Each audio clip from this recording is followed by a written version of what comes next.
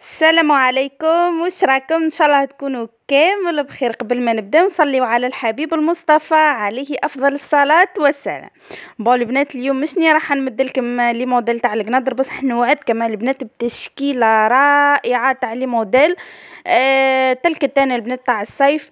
هنا البنات انا حبيت يعني نتمنى تزوروني في قناتي الثانيه البنات. القناه هذه خاصه بالطبخ، يعني فيها الحلو والمالح، مقبلات، مملحات، يعني حلويات، وش تحبوا نتوما البنات تلقاو.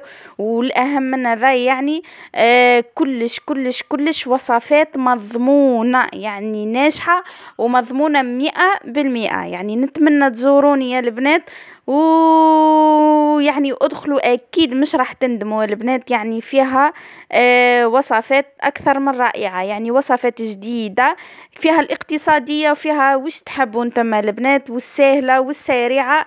واهم من هذا يا البنات تجيبني نعسل. يعني نتمنى تزوروني يا البنات. دوك نخلي لكم القناه في اول تعليق، دوك نثبت لكم التعليق في اول تعليق، ونخلي لكم ثاني العنوان تاعها البنات، وصفات ام جهاد القلميه. دوك نحطها لكم في صندوق الوصف، يعني تدخلوا صندوق الوصف دوك تلقاوها، والا تدخلوا الاول تعليق راح تلقاو الوصف القناه البنات.